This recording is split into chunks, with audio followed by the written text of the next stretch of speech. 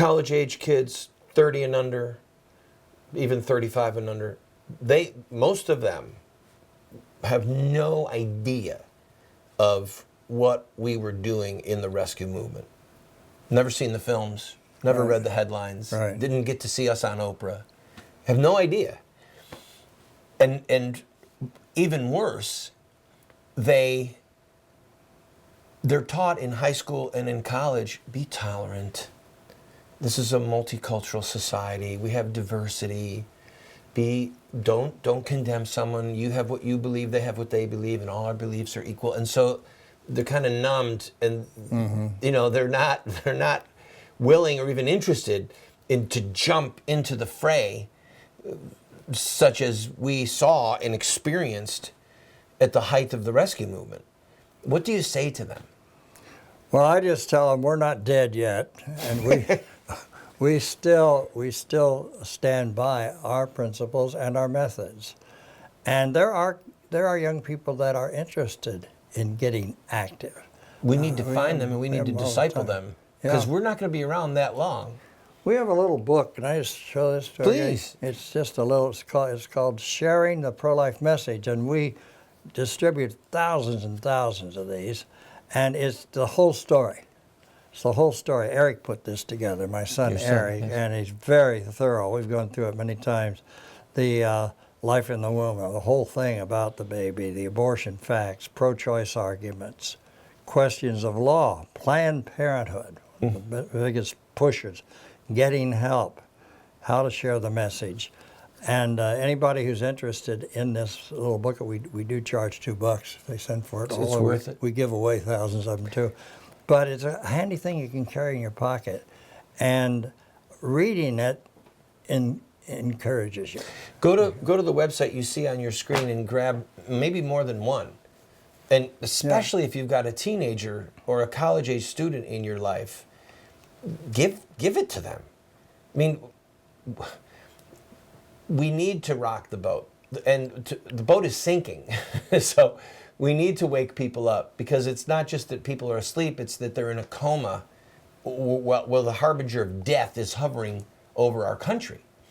So get a copy, or 2 or 3 or 4, and pass them around to young people. I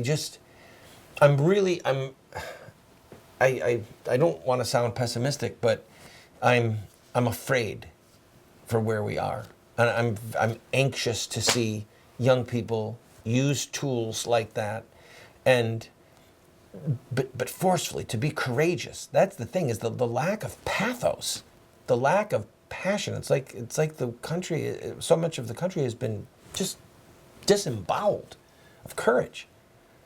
It's true. It's true. I hate, I try to be optimistic, because Here I am raining on your parade. I do get out there as often as I can. We have our truth tours. We are constantly going into the schools, and I've got a radio show back in Chicago, and try to, and it kind of keeps me fired up, like something's happening. And I do see a lot of conversions, a lot of young people, large groups.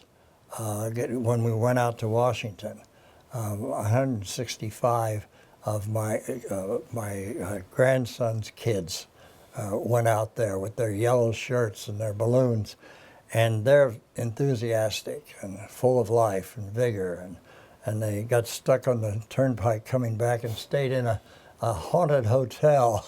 All 165 of them had mass in the bar room and put on skits and so on.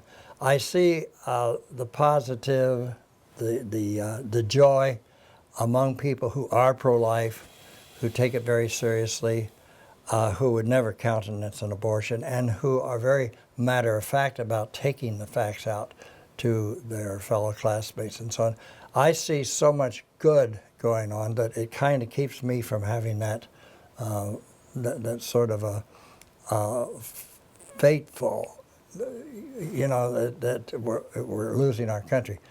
But it is a shame that our society has accepted abortion, that it's the law of the land. And it's We don't believe that it is, but that's what they think. we don't believe it. They call it the law of the land, and they have a lot of them. And I don't know. I maybe I've lost some of that zeal I had at the beginning, because I have seen a great deal of growth in the pro-life movement, and that it's an accepted movement now in many places.